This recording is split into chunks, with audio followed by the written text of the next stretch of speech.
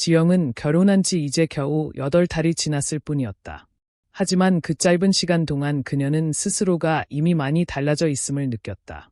결혼 전에는 자신감이 넘쳤고 무엇이든 잘해낼 수 있을 거라 믿었다. 회사에서도 인정받았고 친구들과 만나면 늘 활발하게 이야기를 주도하는 편이었다. 그러나 시댁에 들어와 전업주부가 된 뒤로는 하루하루가 조심스러움과 불안으로 가득 차 있었다. 오늘도 저녁을 준비하며 몇 번이나 국물을 맛보고 간을 맞추느라 신경을 곤두세웠다. 민호는 야근이라 집에 없고 식탁에는 자신과 시어머니 둘뿐이었다. 그 사실만으로도 이미 어깨가 무거웠다. 식탁에 김치찌개를 올리며 지영은 억지로 미소를 지었다. 어머니, 김치찌개 끓였어요. 날씨가 쌀쌀해서 따뜻하게 드시면 좋을 것 같아서요. 그러나 시어머니는 국자를 떠 입에 넣고는 잠시 인상을 찌푸렸다. 너무 짜다. 내 입맛에 맞춘 거니. 민호는 원래 싱겁게 먹는 애야. 내가 이렇게 짜게 하면 속이 얼마나 쓰리겠니? 그 말에 지영은 순간 기가 뜨겁게 달아올랐다. 자신은 오히려 싱겁게 끓였다고 생각했는데 단 한마디 지적에 모든 노력이 무너져 내린 듯했다. 변명이라도 하고 싶었지만 입술은 떨어지지 않았다. 그저 고개를 숙이며 죄송해요. 다음엔 더 신경 쓸게요. 라고 낮은 목소리로 답했다. 시어머니의 눈빛에는 여전히 못마땅함이 남아 있었고 이어서 반찬 하나하나를 집어 먹으며 말을 이어갔다. 이건 왜 이렇게 심심하니? 간을 안 했어. 내 친정어머니는 요리 좀 가르쳐주고 시집 보냈어야지. 요즘 며느리들은 참 달라. 예전엔 시집 오기 전에 다 배우고 들어왔는데 그 말이 가슴에 비수처럼 꽂혔다. 친정을 들먹이며 비교하는 말이 서러웠지만 지영은 억지로 웃어 보였다. 속에서는 무언가 터져 나오려 했지만 괜히 말대꾸하면 더 크게 혼날 거야라는 두려움이 앞섰다. 식사 내내 시어머니는 젓가락질 하나, 앉은 자세 하나까지 꼬투리를 잡았다. 허리는 좀 꼿꼿이 세워야지. 그렇게 구부정하게 있으면 보기 흉하다. 물은 좀 아껴 써야지. 설거지를 그렇게 하면 요금 폭탄 맞는다. 수건은 이렇게 접는 게 아니라 반듯하게 접어야 해. 내 방식은 흉해 보인다. 작은 말들이 쌓일 때마다 지영의 가슴은 점점 쪼그라들었다. 집안일을 하며 애써 최선을 다했는데 돌아오는 건 늘 부족하다는 지적뿐이었다. 그녀는 스스로에게 속삭였다. 내가 잘못하고 있는 걸까? 아니면 애초에 아무리 해도 인정받을 수 없는 자리일까? 설거지를 마친 뒤 방으로 돌아와 거울을 보았다. 거울 속 얼굴은 창백했고 눈가에는 벌써 피곤이 내려앉아 있었다. 예전엔 생기 넘치던 눈빛이 이제는 불안과 두려움으로 가득 차 있었다. 민호가 늦은 밤 들어왔을 때 지영은 애써 환하게 웃으며 왔어. 라고 맞이했다. 그러나 속에서는 오늘 하루 내내 들었던 말들이 지독한 메아리처럼 울려 퍼졌다. 민호가 무심히 오늘 저녁 뭐 드셨어? 엄마 밥 맛있었지? 라고 말했을 때 지영은 가슴이 철렁 내려앉았다. 자신도 열심히 만들었는데 남편의 입에서는 엄마 밥이라는 말만 흘러나왔다. 차마 내가 준비했어 라는 말을 내뱉지 못하고 그저 고개만 끄덕였다. 그 순간 가슴 속에서 무언가가 천천히 부서지는 듯한 소리가 들렸다. 그날 밤 불을 끄고 누웠지만 잠은 오지 않았다. 시어머니의 목소리가 머릿속에서 계속 맴돌았다. 짜다. 심심하다. 요리 좀 배워라. 보기 흉하다. 하나하나가 마음에 박혀 숨을 막았다. 눈가가 젖어들자 지영은 급히 이불을 뒤집었었다. 혹시 울음을 들킬까 봐 소리 없이 울음을 삼켰다. 눈물이 베개에 스며들며 지영은 자신도 모르게 속삭였다. 어쩌면 나는 이 집에 맞지 않는 사람일지도 몰라. 나는 늘 부족한 며느리일 뿐일까. 추석을 며칠 앞두고 집안 공기는 분주하게 달아올랐다.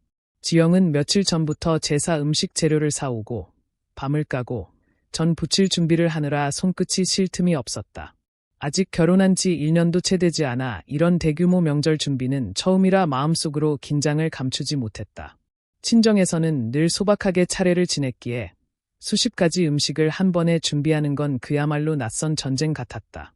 게다가 시어머니는 손발이 빠르고 익숙한 솜씨로 척척 해내면서도 옆에서 서툴게 움직이는 지영에게 연신 잔소리를 퍼부었다. 아흐, 그건 그렇게 썰면 안 되지. 두께가 다 달라서 보기 흉하다. 기름은 한쪽에만 붓지 말고 골고루 부어야 한다니까. 이런 것도 모르니? 그럴 때마다 지영은 속으로 나는 처음이라 잘 모를 수밖에 없는데 조금만 기다려주시면 안 될까 하고 생각했지만 입 밖으로 꺼내진 못했다. 오히려 네, 죄송해요. 다시 할게요. 라고 공손히 답할 뿐이었다. 명절 당일 친척들이 하나둘 모여들자 시댁은 금세 떠들썩해졌다. 작은 형님 부부와 아이들, 사촌들이 모여 앉아 웃고 떠드는 소리가 집안을 가득 채웠다. 모두가 즐겁게 인사하며 음식을 나누는 와중에 시어머니는 분위기를 주도하며 며느리들을 은근히 비교하기 시작했다. 아이고, 우리 둘째 며느리는 손이 진짜 빨라. 부침개도 노릇노릇하게 잘 부치네. 색깔 좀 봐라. 딱 먹음직스럽지. 그러면서 고개를 돌려 지영이 부친 전을 보더니 근데 첫째 며느리는 아직 서툴러서 그런가 반죽이 좀 질다. 기름 조절도 덜 됐네. 뭐, 처음이라 그렇겠지. 라는 말을 아무렇지 않게 던졌다. 순간 방 안에 있던 사람들이 웃음 섞인 눈길을 지영에게 보냈다. 그 웃음이 친근한 격려인지 은근한 비웃음인지 알 수 없었지만 지영은 얼굴이 붉어져 숨이 막히는 듯했다. 젓가락을 쥔 손끝이 떨렸고 심장이 두근거려 아무 소리도 내지 못했다. 남편 민호는 그 자리에 있었지만 그저 머쓱하게 웃으며 분위기를 넘기려 했다. 엄마, 지영이도 열심히 했어요. 처음인데도 잘했잖아요. 그러나 그 말은 오히려 기름을 붓는 격이었다. 시어머니는 혀를 끌끌 차며 말했다. 내가 편들어주니까 더 못 고치지. 잘못한 건 잘못했다고 해서 바로잡아야 한다. 결혼해서 가정 살림을 하려면 기본부터 알아야지. 그 순간 지영은 깊은 허무감에 빠졌다. 남편이 자신을 감싸주기는커녕 오히려 어머니의 말에 수긍하는 듯한 태도를 보였기 때문이다. 음식을 나누며 웃는 사람들 속에서 그녀는 홀로 투명인간이 된 듯한 기분이 들었다. 나는 왜 이 자리에 있는 걸까? 왜 이렇게까지 작아져야 할까? 명절 저녁이 끝나고 친척들이 하나둘 자리를 떠나자 집은 다시 고요해졌다. 그러나 지영의 마음은 도무지 가라앉지 않았다. 설거지를 하면서도 손이 덜덜 떨려 접시를 몇 번이나 떨어뜨릴 뻔했다. 시어머니의 말이 머릿속을 떠나지 않았다. 둘째 며느리는 손이 빠르다. 첫째는 서툴다. 나는 늘 부족한 첫째 며느리일 뿐이구나. 설거지가 끝나고 방에 들어와 불을 끈 뒤 지영은 한참 동안 눈을 감지 못했다. 웃고 떠드는 가족들의 얼굴이 떠올랐고 그 속에서 자신은 늘 비교의 대상, 부족함의 상징으로만 존재했다. 민호가 다가와 어깨를 토닥이며 오늘 고생 많았어 라고 말했지만 그 말은 허공에 흩어졌다. 고생은 했지. 하지만 누구도 인정해주지 않잖아. 오히려 더 초라하게 만들었을 뿐이야. 눈가가 뜨겁게 젖어왔다. 베개에 얼굴을 파묻으며 지영은 속으로 울음을 삼켰다. 그리고 자신도 모르게 입술 사이로 흐느끼듯 흘러나온 한마디. 나는 이 집에서 점점 사라지고 있다. 은수가 태어난 뒤 지영의 하루는 온전히 아이에게 맞춰져 있었다. 새벽에도 작은 기척이 들리면 곧장 눈을 뜨고 젖병을 준비했으며 낮에는 이유식 만들고 젖병 소독하고 빨래를 돌리느라 숨 돌릴 틈조차 없었다. 하지만 지영은 그 고단함 속에서도 아이의 웃음을 보면 힘이 났다. 은수가 방긋 웃으며 엄마라고 부르는 순간만큼은 모든 피로가 사라지는 것 같았다. 그러나 그 소중한 시간마저 시어머니의 말 한마디에 상처로 얼룩졌다. 어느 날 오후 은수가 간식을 먹다 과자를 흘리자 지영은 재빠르게 물티스로 닦아주며 말했다. 괜찮아, 은수아. 조금 흘려도 돼. 하지만 시어머니는 그 모습을 보고 곧바로 목소리를 높였다. 아니, 애한테 왜 저렇게 관대해. 버릇없게 키우려는 거야. 어릴 때부터 딱딱 가르쳐야 커서도 올곧지. 지영은 당황해서 웃으며 요즘은 아이 자율성을 존중하는 게 좋다고 하더라고요. 너무 엄격하게 하면 위축된다 해서 라고 조심스레 대답했다. 그러나 그 말은 불씨였다. 시어머니는 눈을 부릅뜨고 내가 뭘 안다고 그래. 책 몇 권 읽고 아는 척하는 거야. 내가 새 아들 다 키웠어. 옛날 방식이 맞으니까 지금도 다들 멀쩡히 사는 거지. 라고 목소리를 높였다. 순간 은수가 울음을 터뜨렸고 지영은 아이를 안아 달래며 더는 말을 잇지 못했다. 시어머니는 울음을 달래는 모습마저 못마땅한 듯 바라보며 아이는 울게 두어야 단단해지는 거야. 그렇게 안아주고 달래면 나중에 애가 어쩌겠니? 응석만 늘지. 라고 비난했다. 지영의 눈가가 붉어졌다. 아이를 꼭 끌어안고 있으면서도 가슴속에서는 눈물이 치밀어 올랐다. 나는 은수를 위해 최선을 다하고 있는데 얘 늘 틀렸다고만 하는 걸까? 저녁에 민호가 돌아왔을 때 지영은 낮에 있었던 일을 조심스럽게 이야기했다. 그러나 민호는 시큰둥하게 대답했다. 엄마 말도 틀린 건 아니야. 그냥 흘려듣지 그랬어. 그 말에 지영의 심장이 철렁 내려앉았다. 나는 하루 종일 아이랑 씨름하면서 겨우겨우 버티고 있는데 민호는 내가 느낀 모욕을 전혀 알지 못하는구나. 목이 메어 더는 말을 잇지 못하고 그저 고개를 끄덕였다. 그날 밤 은수가 잠든 뒤 지영은 아이의 작은 손을 꼭 잡고 속으로 다짐했다. 은수만은 내가 지켜야 해. 아무리 시어머니가 뭐라 해도 나는 내 방식대로 은수를 키울 거야. 하지만 이 집에서, 이 상황에서 과연 버틸 수 있을까? 눈물이 볼을 타고 흘렀다. 금이 간 마음은 점점 더 벌어지고 있었다. 은수가 갑자기 고열이 난 건 늦가을 비가 내리던 저녁이었다. 아이의 이마가 달아오르고 숨이 가빠지자 지영은 손발이 덜덜 떨렸다. 체온계를 꽂으니 39.3도. 순간 숨이 막히는 듯 가슴이 조여왔다. 아직 2살밖에 안 된 아이가 앓는 모습은 언제나 지영을 공포 속에 몰아넣었다. 그녀는 급히 요투를 챙기고 은수를 품에 안은 채 택시를 잡았다. 병원으로 가는 동안 아이가 힘없이 지영의 어깨에 기대어 있는 모습에 눈물이 왈칵 쏟아졌다. 소아과 대기실은 아이들의 울음소리와 약 냄새로 가득했다. 지영은 은수를 꼭 안고 진료 차례를 기다리며 손끝으로 아이의 땀을 닦았다. 그 순간에도 마음속에서는 시어머니의 말이 맴돌았다. 아이는 울게 둬야 한다. 그렇게 끼고 돌면 버릇만 나빠진다. 하지만 지금 이 순간 은수를 안지 않으면 아이가 사라져버릴 것 같은 두려움이 몰려왔다. 진료실에 들어가자 의사는 감기 몸살이네요. 해열제 먹이고 며칠 지켜보면 괜찮아질 겁니다. 수분 보충 잘 해주세요. 라고 말했다. 큰 병이 아니라는 말에 지영은 안도의 한숨을 내쉬었지만 동시에 몸이 풀리며 눈물이 왈칵 터져 나왔다. 의사는 미소를 지으며 어머니가 많이 놀라셨죠. 아이들은 자주 아픕니다. 너무 자책하지 마세요. 라고 위로했지만 그 말은 오래 남지 못했다. 집에 돌아오니 시어머니가 현관 앞에서 기다리고 있었다. 아이를 안은 지영을 보자마자 날카로운 목소리가 쏟아졌다. 애가 아픈데 왜 이렇게 늦게 왔어? 대체 엄마라는 사람이 어떻게 애를 돌보는 거야? 애가 열이 오르기 전에 진작 알아차렸어야지. 지영은 병원 다녀왔어요. 약도 받았고 괜찮을 거예요. 라며 겨우 목소리를 냈다. 그러나 시어머니는 한치도 물러서지 않았다. 괜찮을 거라니. 그렇게 무책임하게 애 키워서 되겠어. 애는 엄마 손에 달린 거야. 내가 제 역할을 못하니까 애가 고생하는 거잖아. 그 말에 지영은 눈물이 왈칵 쏟아졌다. 하루 종일 애를 안고 달래며 병원까지 뛰어다닌 자신이 그토록 노력했는데 돌아온 건 또다시 비난뿐이었다. 울음을 참으려 해도 목이 메어 말이 나오지 않았다. 아이가 칭얼대자 지영은 은수를 더 꼭 껴안았다. 하지만 시어머니는 그 모습조차 못마땅하다는 듯 혀를 차며 말했다. 또 안고 있네. 애를 이렇게 끼고만 있으니 면역력이 약해지는 거야. 내가 애를 버릇없게 만들고 있어. 그 순간 지영의 가슴속 어딘가가 와르르 무너져 내렸다. 눈앞이 아찔하게 흔들리고 온몸에서 힘이 빠졌다.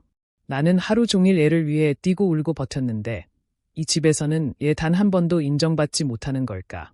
얘 늘 잘못된 엄마로만 여겨지는 걸까? 눈물이 멈추지 않는 얼굴로 지영은 마침내 속에 담아두었던 말을 뱉었다. 어머니 때문에 저는 무너졌어요. 하루 종일 애 붙잡고 병원 다녀온 게 저인데 저는 늘 부족하다 하시고 틀렸다 하시나요? 저는 그냥 엄마로서 최선을 다하고 있을 뿐이에요.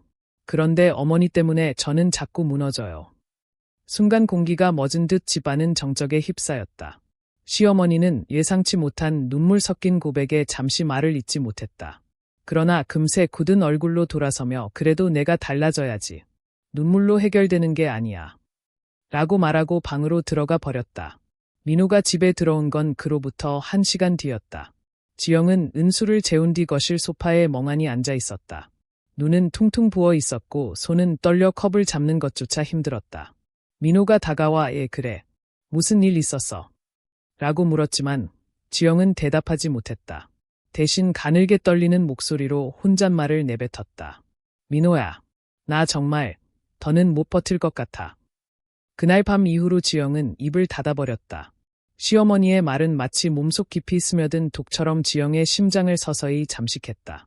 어머니 때문에 나는 무너졌다라는 고백은 그녀의 마지막 힘을 쥐어짜낸 요침이었지만 돌아온 것은 냉정한 무심함뿐이었다. 시어머니는 여전히 집안일과 아이 돌보는 일에 간섭했지만 지영은 더는 대꾸하지 않았다. 그저 고개를 숙이고 묵묵히 손만 움직였다. 말 대신 침묵이 집 안에 내려앉았고 그 침묵은 날카로운 칼날처럼 서로를 베어냈다. 아침마다 민호가 출근할 때 지영은 예전처럼 도시락을 싸주었지만 얼굴에는 웃음이 사라져 있었다. 잘 다녀와 라는 말 대신 고개만 끄덕였고 민호는 대답 없는 아내가 어색했는지 부쩍 말수가 줄었다. 시어머니는 그런 모습을 보고도 말을 아낀다고 사람이 달라지나. 애엄마가 집안 분위기를 살려야지. 라고 혼잣말처럼 내뱉곤 했다. 그러나 지영은 그 말마저도 흘려보내듯 아무 반응도 하지 않았다. 은수가 낮잠을 잘 때면 지영은 방 한구석에 앉아 멍하니 벽을 바라보았다. 전에는 아이의 옹알이에도 금세 웃음을 터뜨리던 자신이 이제는 아이의 웃음에도 쉽게 반응하지 못하는 모습을 보며 스스로가 낯설었다. 나는 점점 무너지고 있다. 아니, 이미 무너졌는지도 몰라. 그저 껍데기만 남아 움직이고 있을 뿐. 며칠 뒤 친척 집에서 걸려온 전화를 시어머니가 받았다. 첫째 며느리 요즘 어때요? 라는 안부에 시어머니는 태연하게 대답했다. 에휴, 뭐. 아직도 살림이 서툴러서 내가 손이 많이 가요. 애 키우는 것도 그렇고 집안일도 그렇고 요즘 며느리들이 다 그렇지 뭐. 지영은 우연히 그 통화를 듣고 말았다. 기가 붉어지고 심장이 철렁 내려앉았다. 그 말은 단순한 하소연일 수 있었지만 지영에게는 칼날 같은 모욕이었다. 자신이 없는 자리에서조차 늘 부족한 며느리로 이야기되는 현실. 그 순간 지영은 자신이 완전히 외톨이가 되었음을 실감했다. 저녁에 민호가 들어왔을 때 지영은 아무 말도 하지 않고 밥상만 차려주었다. 밥을 먹던 민호가 조심스럽게 입을 열었다. 지영아, 요즘 왜 이렇게 말이 없어? 엄마도 신경 쓰이신데 조금만 더 참고 잘 지내면 안 될까? 그 말에 지영은 젓가락을 내려놓았다. 눈앞이 흐려져 밥그릇 속 흰 쌀밥이 물에 잠긴 듯 번져 보였다. 한참을 말없이 있다가 겨우 입을 열었다. 민호야, 나는 참고 있는데. 계속 참고 있는데. 얘 나만 이렇게 힘들어야 해. 목소리는 가늘고 떨렸지만 그 속에는 깊은 절망이 묻어 있었다. 그러나 민호는 대답하지 못했다. 고개를 숙인 채 밥만 뜨는 남편의 모습에 지영은 더 깊은 고립을 느꼈다. 이 집에서 나는 누구에게도 지켜지지 않는구나. 밤이 되어 은수를 재운 뒤 지영은 불 꺼진 거실에 홀로 앉아 있었다. 창밖으로는 늦가을 바람이 스산하게 불어왔고 낙엽이 구르는 소리가 허전하게 들려왔다. 그 소리를 들으며 지영은 문득 떠올렸다. 내가 결혼할 때만 해도 이렇게까지 무너질 줄은 몰랐다. 행복할 줄 알았는데 얘 나는 매일 무너지는 기분으로 살아가고 있을까. 눈물이 뺨을 타고 흘렀지만 닦을 힘조차 없었다. 며칠 뒤 지영은 마트에서 장을 보고 돌아오는 길에 순간적으로 걸음을 멈췄다. 아이와 함께 친정으로 가버리고 싶다는 충동이 들었다. 하지만 발걸음은 끝내 시댁으로 향했다. 돌아갈 용기도 떠날 용기도 없는 자신이 원망스러웠다. 현관문을 열자 시어머니가 텔레비전을 보며 말했다. 언니, 애는 잘 자. 평범한 한마디였지만 지영의 귀에는 별표 내가 하는 게 제대로 된 게 있니? 별표라는 비아냥처럼 들렸다. 그녀는 대답하지 않고 방으로 들어가 버렸다. 지영의 침묵은 어느새 집안의 새로운 공기가 되었다. 말 대신 눈물, 웃음 대신 한숨이 자리 잡았다. 은수만이 유일한 위로였지만 아이를 바라보며 미소 지으려 해도 입꼬리가 쉽게 오르지 않았다. 거울 속에는 날마다 더 창백해지고 초라해지는 여자가 서 있었다. 그리고 그 여자는 속삭이고 있었다. 나는 사라지고 있어. 이 집에서 조금씩 지워지고 있어. 추석 아침, 집안은 일찍부터 분주했다. 시어머니는 새벽같이 일어나 전을 부치고 나무를 묻히며 분주히 움직였고 지영은 아이를 돌보면서도 틈틈이 부엌일을 도왔다. 뜨거운 기름 냄새와 김이 가득 찬 주방은 마치 전쟁터 같았다. 시어머니의 손놀림은 빠르고 거칠었고 그 옆에서 지영은 늘 그렇듯 긴장한 채로 칼을 들고 채소를 다듬었다. 작은 실수라도 하면 날아올 꾸중이 두려웠다. 지영아, 호박은 이렇게 썰어야지. 그걸 또 두껍게 썰면 어떻게 해. 내가 한 건 도저히 손님상에 못 올리겠다. 시어머니의 목소리가 날카롭게 꽂혔다. 순간 손끝이 덜컥 떨리며 칼날이 손가락을 스쳤다. 따끔한 통증과 함께 붉은 피가 배어나왔다. 지영은 순간 놀라 주춤했지만 시어머니는 얼굴을 찌푸리며 말했다. 아이고 참, 애 키우는 것도 서툴고 살림도 서툴고 이제는 칼질도 제대로 못해. 내가 언제까지 이렇게 봐줘야 하니. 그 말은 주방의 뜨거운 열기보다 더 뜨겁게 지영의 가슴을 태웠다. 하지만 곁에 친척들이 와 있었기에 지영은 아무 대꾸도 하지 못하고 휴지로 손가락을 감쌌다. 거실에서는 아이들이 뛰어놀고 친척 어른들이 모여 담소를 나누고 있었다. 누군가는 역시 큰 집이 풍성하네. 며느리들이 고생 많지. 라고 말했고 시어머니는 태연하게 웃으며 대답했다. 고생은 내가 다 하지요. 아직 우리 지영이는 많이 서툴러서 내가 손발을 맞추느라 정신이 없네요. 그 말에 친척들이 웃으며 고개를 끄덕였다. 그 순간 지영의 귀는 뜨겁게 달아오르고 눈앞이 아찔하게 흔들렸다. 나는 여기서 늘 부족한 사람으로만 불리는구나. 아무리 해도 인정받을 수 없는 자리. 점심 상차림을 마치고 모두가 식탁에 둘러앉았을 때 은수가 갑자기 울음을 터뜨렸다. 지영은 황급히 일어나 아이를 안아 달래려 했지만 시어머니가 먼저 목소리를 높였다. 밥 먹는 자리에선 애를 좀 내려놔라. 저렇게 끼고만 두니 애가 더 예민해지는 거야. 지영은 아이를 달래며 지금은 잠깐 안아줘야 할 것 같아요. 곧 그칠 거예요. 라고 조심스럽게 대답했지만 시어머니는 대번에 얼굴을 굳혔다. 내가 뭘 안다고 그래. 내 말 좀 들어. 내가 몇십 년을 애 키워온 사람인데 내가 나보다 잘 알아. 그 순간 지영의 가슴 속에 쌓여있던 감정이 마침내 폭발했다. 두 눈에 눈물이 고이더니 떨리는 목소리가 터져나왔다. 어머니, 제발 그만하세요. 저는 제가 엄마니까 제 방식대로 아이를 돌보고 싶어요. 그런데 어머니는 늘 제가 틀렸다고만 하세요. 아무리 해도 저는 인정받지 못하고 늘 서툰 사람으로만 불려요. 저는 더는 견딜 수가 없어요. 식탁이 공기가 얼어붙었다. 친척들은 숟가락을 멈추고 서로 눈치를 보았다.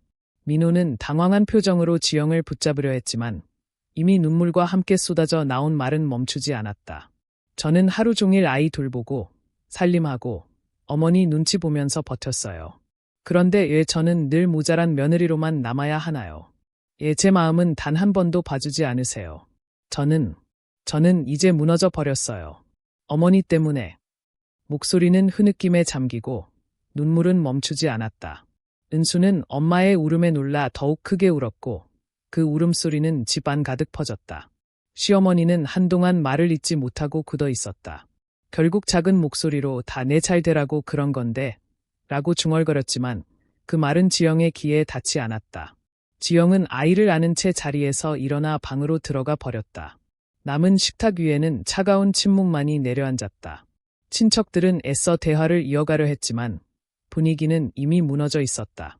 민호는 머리를 감싸진 채 한숨을 내쉬었고 시어머니는 굳은 표정으로 밥만 뜨며 말을 잇지 않았다. 방 안에서 지영은 은수를 품에 안고 흐느꼈다. 아이의 따뜻한 체온만이 유일한 위로였지만 그마저도 무너져가는 마음을 붙잡기엔 부족했다. 이제 정말 끝까지 와버린 걸까? 더는 이렇게 살 수 없다는 걸 나 스스로도 알고 있다. 지영은 그렇게 추석의 한가운데서 가족의 웃음과 음식 냄새가 가득한 집안에서 누구보다 외롭고 쓸쓸하게 무너져 있었다. 추석 이후 며칠 동안 집안은 냉랭한 기운이 가득했다.